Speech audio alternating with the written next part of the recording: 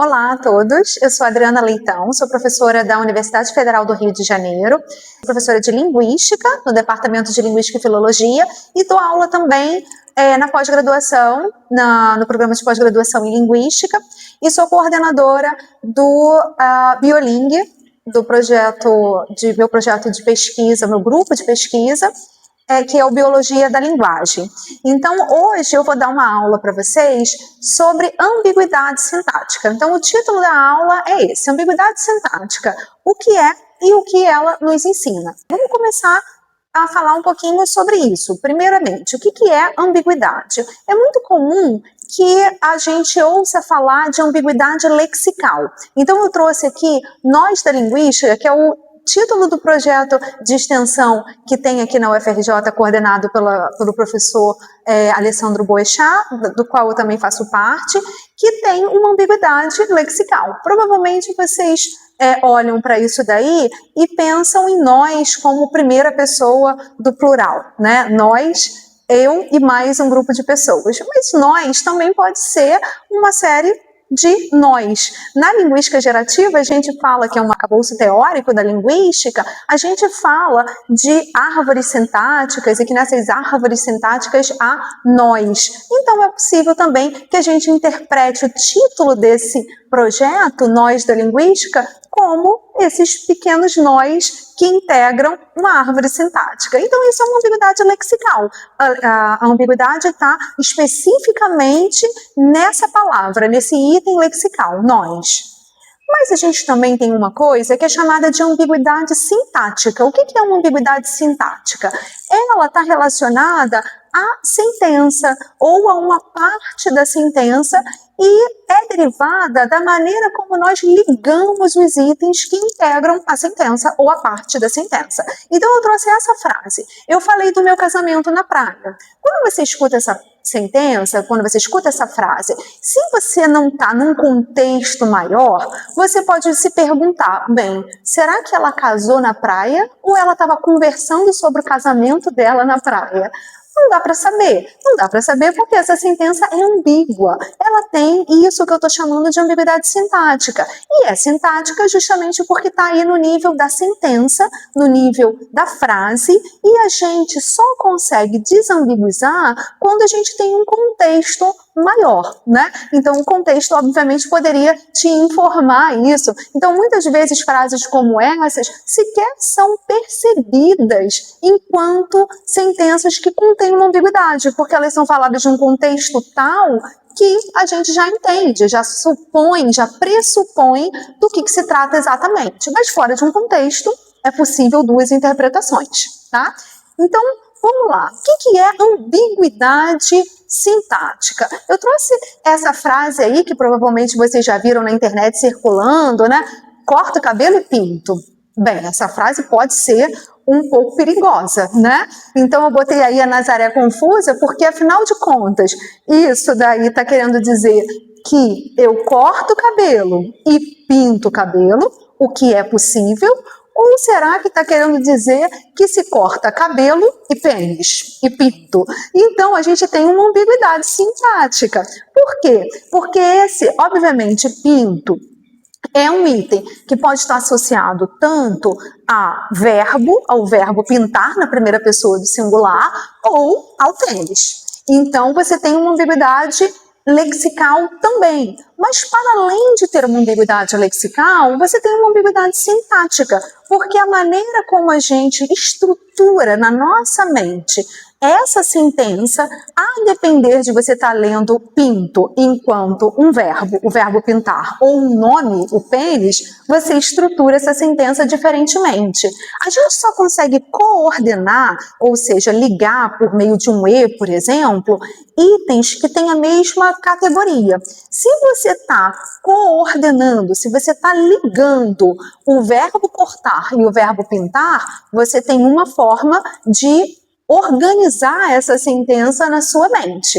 Se você está ligando o nome cabelo ao nome pinto, ou o substantivo cabelo ao substantivo pinto, você já tem uma outra maneira de organizar essa sentença na sua mente. Então aqui, esse zerinho, gente, é só para dizer que se você está coordenando dois verbos, provavelmente você está interpretando o complemento, o objeto direto de pinto, do verbo pintar, como um cabelo, né? Você está retomando o item cabelo. É claro, novamente, que se a gente escuta uma sentença dessa, ou lê uma sentença como essa, numa barbearia, obviamente a gente vai imaginar na hora que se trata de cortar o cabelo e pintar o cabelo, né? Mas fora de um contexto, é possível a gente brincar com essa frase, por conta da sua ambiguidade sintática.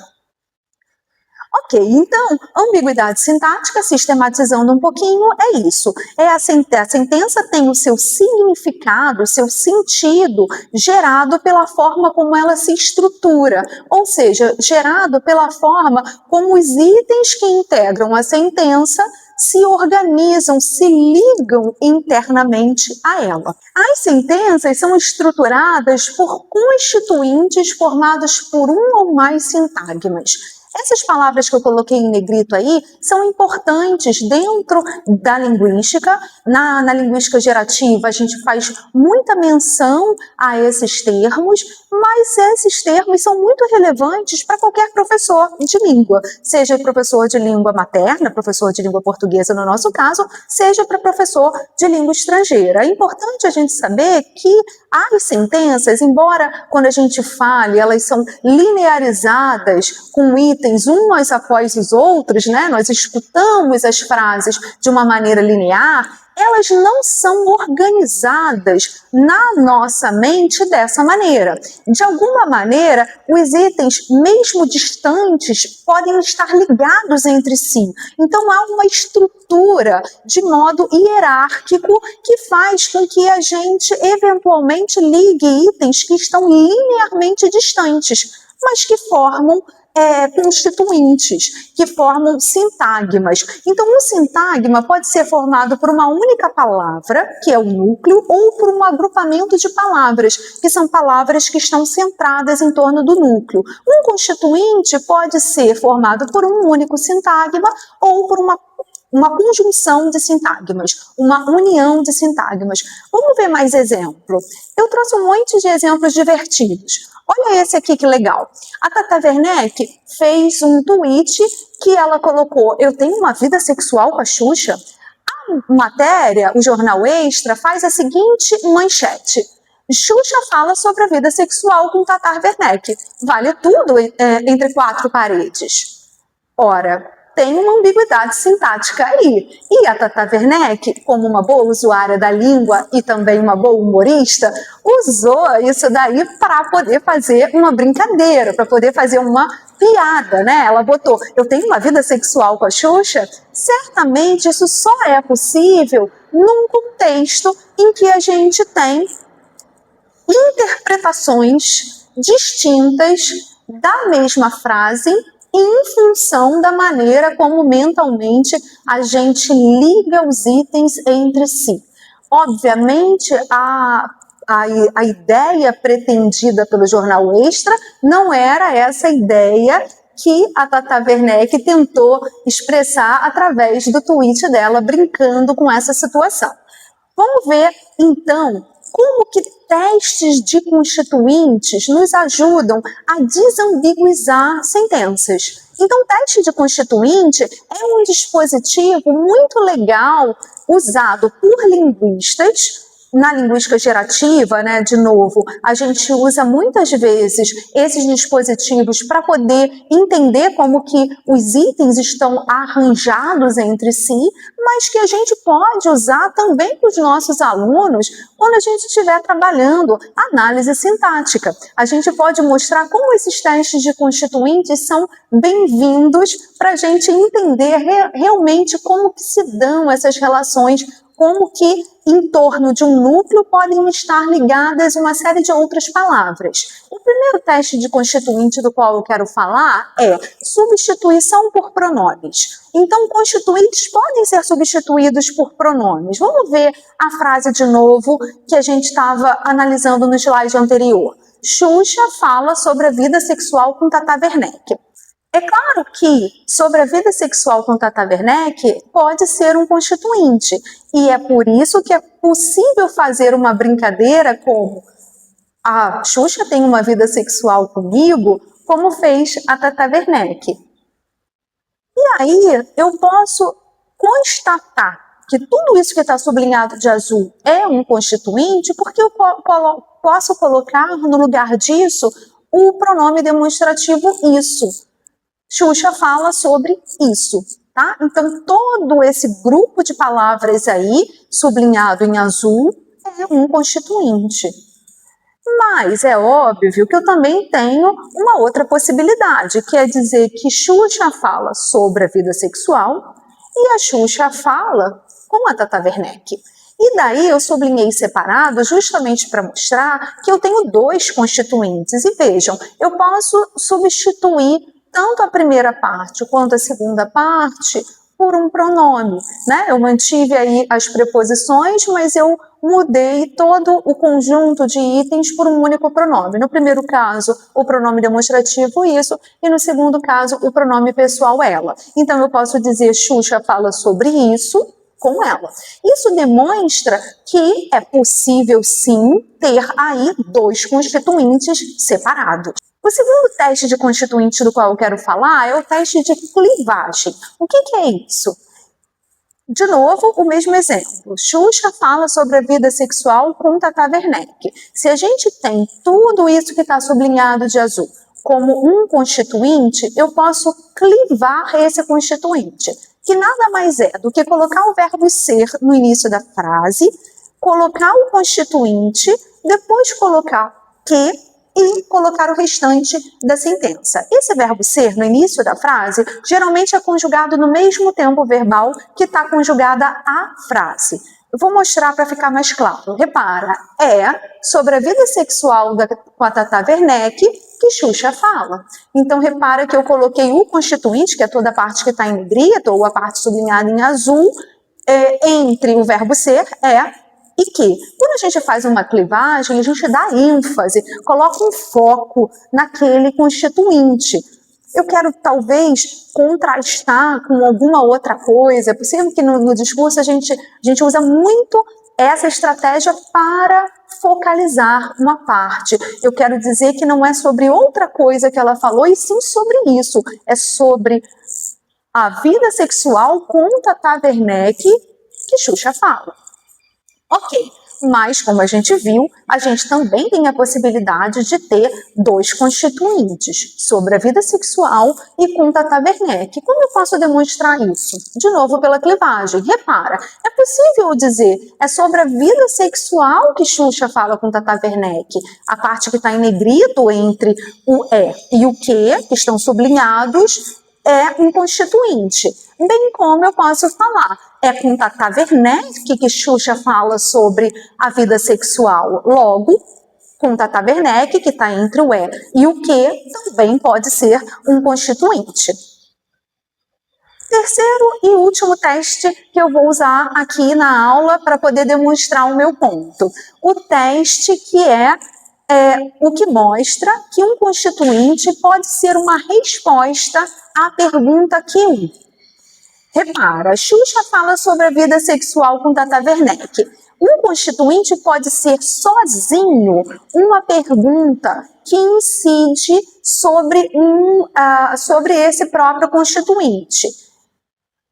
Aqui, se eu tenho isso tudo quanto um constituinte e eu faço uma pergunta sobre o que Xuxa fala, a resposta pode ser apenas aquilo que é o constituinte, sobre a vida sexual com a Tata Werneck. É uma resposta possível. Mas a gente também pode ter dois constituintes separados.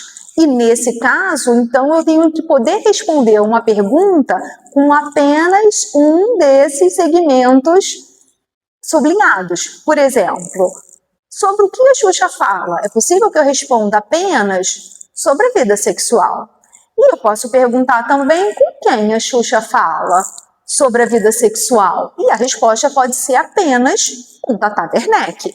Logo, o meu ponto é, se nós podemos responder apenas com um trecho essa pergunta QU, é porque esses dois trechos, na verdade, são independentes entre si. Eles formam dois constituintes. E tem muitos outros exemplos divertidos na internet para isso, tá? Eu trouxe mais alguns. Olha esse. No tweet, a pessoa brincou. Morar sozinho numa livraria de São Paulo deve dar mó trabalho. Mas olha como é que tá a manchete da revista Veja São Paulo. Rita Lobo lança livro com receitas fáceis para quem mora sozinho em livraria de São Paulo. É óbvio que a gente sabe, pelo nosso conhecimento de mundo, que o lançamento foi em São Paulo, o lançamento do livro da Rita Lobo.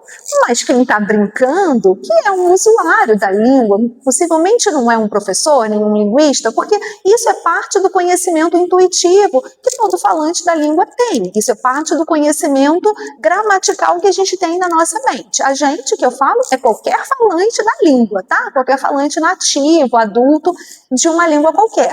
E aí ele vai e brinca como se o livro fosse justamente para quem mora em livraria, que ela está lançando uma modalidade específica de livros de receitas para quem mora em livraria. Então, a gente pode, de novo, lançar mão dos testes de constituinte para poder mostrar a ambiguidade sintática e para poder mostrar o arranjo dos itens entre si. Então, eu poderia dizer... vou fazer o uso da estratégia de clivagem, que eu expliquei antes. Eu posso dizer, para quem mora sozinho em livraria de São Paulo, que Rita Lobo lança livro. Ou eu posso dizer, que provavelmente foi o sentido pretendido pela Veja, em livraria de São Paulo, que Rita Lobo lança livro com receitas fáceis para quem mora sozinho. Tá? Então, a gente vai ter essas duas possibilidades de interpretação, porque a gente pode ter ligações diferentes. A gente pode ter como um único constituinte livro com receitas fáceis para quem mora sozinho em livraria de São Paulo, isso como um grande constituinte, ou a gente pode ter dois constituintes, livro com receitas fáceis para quem mora sozinho, e um outro constituinte em livraria de São Paulo, ok? Mais exemplo. Olha que legal esse. O Danilo Maia tuitou brincando. E o Lula, que vai casar de noiva? A manchete do Ela é: destaque na moda nacional. Elô Rocha fará vestido de noiva de Lula. Ora, provavelmente o vestido não é para Lula, né? O vestido é para a noiva de Lula. É óbvio que isso a gente infere pelo nosso conhecimento de mundo, mas nada impede que a gente interprete que a Elô vai fazer um vestido de noiva para o Lula. Então, repara que aí a gente tem um único constituinte. Vou lançar mão do teste de constituinte, resposta a perguntas QU. Tá? Perguntas QU, como eu disse anteriormente, perguntas que são feitas através de um pronome interrogativo que vai incidir sobre uma parte da sentença. Então, eu posso perguntar, a Elô Rocha fará o quê? O vestido de noiva do Lula. Ora, vestido de noiva do Lula, ou vestido de noiva de Lula, é um constituinte nesse caso. Mas é óbvio que eu também posso fazer uma outra arrumação disso. Eu também posso dizer, ele fará um vestido de noiva de Lula e, de alguma maneira, eu ligar o de Lula à noiva e não a vestido de noiva. Ou seja, trata-se de um vestido que pertence à noiva de Lula. Então, o arranjo dos constituintes é distinto, né? Eu poderia falar, inclusive, algo como teste de clivagem. De noiva de Lula que a Elo Rocha fará o vestido. Né? Então, quer dizer, às vezes não se trata nem de um vestido de noiva, né? Pode ser um vestido qualquer, mas que pertence à noiva do Lula. Então, é de noiva de Lula que Elo Rocha fará o vestido, ok? Mais exemplo.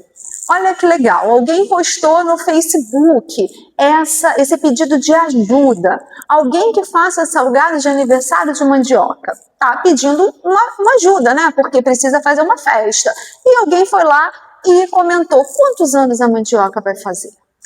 Obviamente, a pessoa que está postando isso não queria que fosse um salgadinho para comemorar o aniversário da mandioca. Ela está significando certamente que se trata de um salgadinho que a massa é feita de mandioca e também não é aquele salgado grandão, é aquele salgado pequenininho, salgadinho de festa. Então, são duas propriedades de salgado, salgado de aniversário e salgado de mandioca, ok? Só que quem brincou com essa pergunta, quantos anos a mandioca vai fazer, fez um outro arranjo de constituintes. Ou seja, está ligando de mandioca não a salgado, mas a aniversário. Vai fazer o quê? Salgado de aniversário e aniversário da mandioca. Então, é um outro arranjo que produz esse significado que gera a possibilidade de se fazer uma pergunta como essa, uma brincadeira como essa. Um exemplo, parecido com o do Lula, mas agora do William Bonner, quem tweetou escreveu. Eu estou falando do Twitter, mas é a plataforma X atualmente, né? Vestido de noiva de William Bonner tem 8.000 pérolas. Não, na verdade essa é a chamada. E o Twitter, né, o comentário que vem Bonner vai usar um vestido de noiva? Que ousado ele!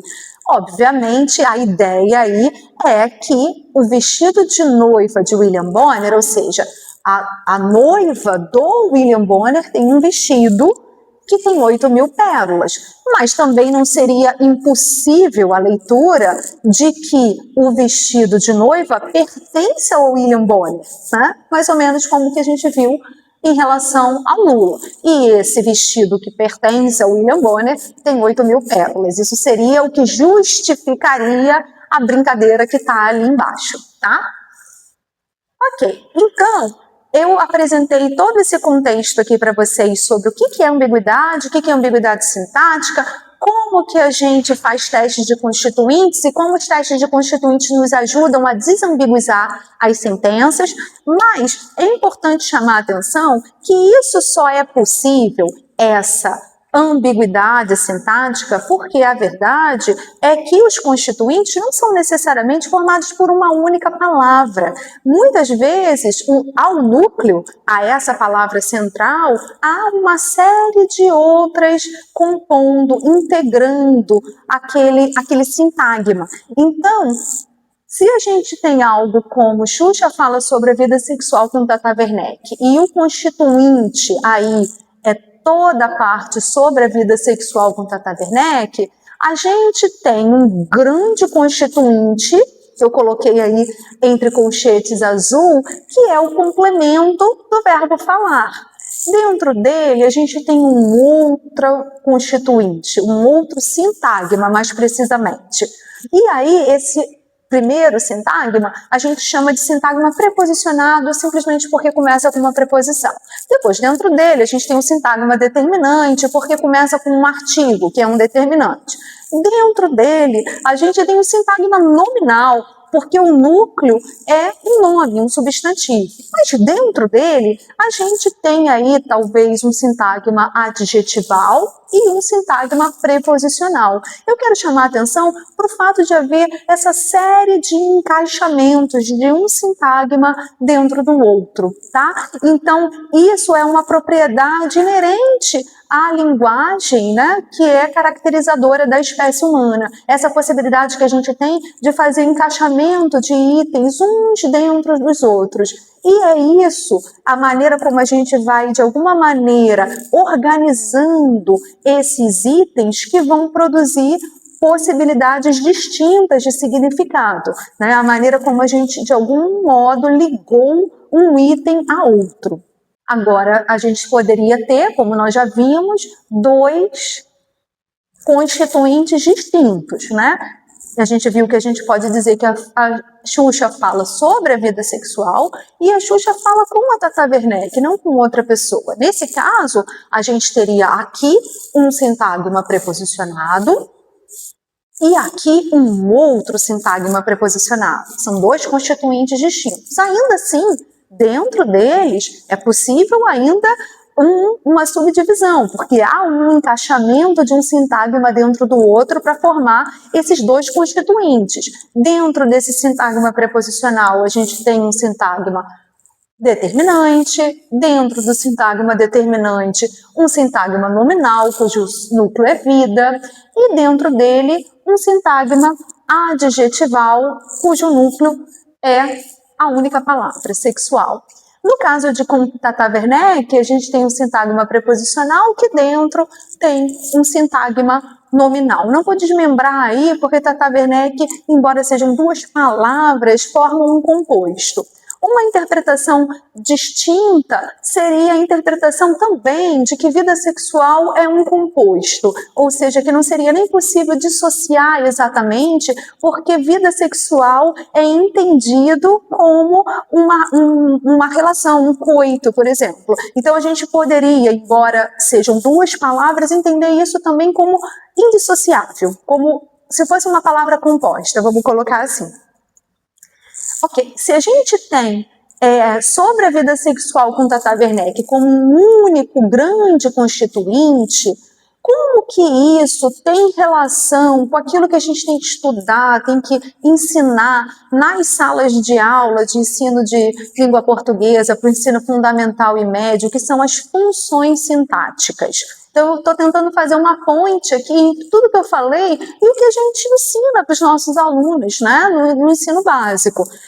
Aqui, como nós vimos, se isso tudo é um grande constituinte, a gente pode quebrar em partes menores, né, por conta dessa recursividade, esse encaixamento de um item dentro do outro, e a gente pode interpretar, por exemplo, que sexual está ligado à vida e com Tata Werneck está ligado à vida. Essa é uma interpretação. A outra interpretação seria que vida sexual é indissociado e com Tata Werneck está ligado à vida sexual, ok? Se a gente está dizendo isso, a gente pode dizer que sexual e com Tata Werneck podem ser considerados adjuntos desse nome vida. E o que a gente ensina na escola? Que existem adjuntos adnominais. Então isso é o que nós chamamos de adjuntos adnominais, porque são partes desse grande constituinte que estão ligados ao núcleo nominal, ao nome vida, tá? Ora, mas a gente também tem essa outra possibilidade de ter dois constituintes separados. Sobre a vida sexual seria um constituinte com Tata Werneck e outro. Sobre a vida sexual é um constituinte que é requerido pelo verbo. Então o verbo falar requer alguém que fale e algo que seja dito, né, sobre algo que é dito. Então, isso que está aí sobre a vida sexual está ligado ao verbo falar como complemento desse verbo, que nada mais é do que aquilo que nós ensinamos também no ensino básico, né, no ensino fundamental, no ensino médio, enquanto objeto do verbo. Um objeto que a gente chama indireto porque é iniciado por uma preposição. Eu falo de alguma coisa ou eu falo sobre alguma coisa. Por isso, um objeto indireto do verbo. E com Tata Werneck, também estaria ligado à fala. Não está mais ligado à vida. A gente está dizendo, ou vida sexual, a gente está dizendo que com Tata Werneck é a pessoa com quem a Xuxa fala. Então, nesse sentido, com Tata Werneck passa a ser um adjunto do verbo falar. Um adjunto e não um complemento, porque apenas quem fala e o que fala seria suficiente para saturar essa valência do verbo falar. A gente pode também dizer com quem fala. Então, nesse sentido, se você agrega essa informação, você está trazendo aí um adjunto, ok? E é um adjunto adverbial na terminologia que a gente usa, né, no ensino fundamental, no ensino médio, justamente porque é um adjunto do verbo. Então, assim a gente demonstra como que levar em consideração o nosso conhecimento internalizado, o conhecimento que a gente traz da nossa língua materna, pode ser um mecanismo muito eficiente para poder ensinar a língua materna. Mais do que apresentar regras e rótulos e títulos, é importante que a gente faça os nossos alunos refletirem sobre esses próprios conhecimentos para que eles possam chegar às próprias conclusões, né, sobre o que é aquilo? Aquilo é um constituinte ou não? Como eu posso me valer desses testes de constituinte para entender a ligação dos itens entre si e como que esse tipo de análise pode me levar a posteriori a entender, opa, isso está ligado a um nome, isso está ligado a um verbo. Então, esse tipo de construção não só valida o conhecimento dos alunos, que é um conhecimento que todos trazem para a sala de aula, como facilita o processo de ensino-aprendizagem. Então, existem alguns professores que trabalham com linguística formalista, de base gerativa, que têm postulado a necessidade de a gente fazer esse tipo de troca entre a linguística formal e o ensino. Eu vou citar aqui o professor Aquiles Tescari Neto, da Unicamp, a professora Heloísa Pilate, da UNB, a professora Sandra Parezemin, da UFSC, a professora Juliana Nespoli, da UF, são professores que são formalistas, que trabalham com linguística de base gerativa e que têm publicado e incentivado esse tipo de reflexão linguística. Então, para encerrar, eu deixo algumas sugestões de leituras aqui no Saiba Mais. Uma dessas sugestões é um texto justamente do professor Aquiles Tescari Neto, que fala um pouco disso que eu falei na aula de hoje, sobre constituência sintática, ambiguidade estrutural e aula de português, mas também um texto que eu publiquei no Nós da Linguística, o projeto de extensão do qual eu fiz menção no início da aula, que peço para vocês seguirem lá no Instagram. Ele tem um site, e nesse site, eu com a professora Ana Regina Calimbro, aqui também da UFRJ, escrevemos um texto exatamente sobre isso. O título é Um Texto de Divulgação Científica do Departamento Maravilhoso. O título também tem uma ambiguidade sintática que eu vou deixar para vocês fazerem o teste de constituintes e entenderem essa ambiguidade, tá? Então, muito obrigada a todos. Eu deixo aqui também o meu e-mail para contatos, no caso de haver alguma dúvida ou alguma sugestão, e também o Instagram do meu grupo de pesquisa, do qual eu fiz menção no início da aula. Se vocês puderem seguir, vai ser ótimo. É o bioling.ufrj. Muito obrigada e um abraço.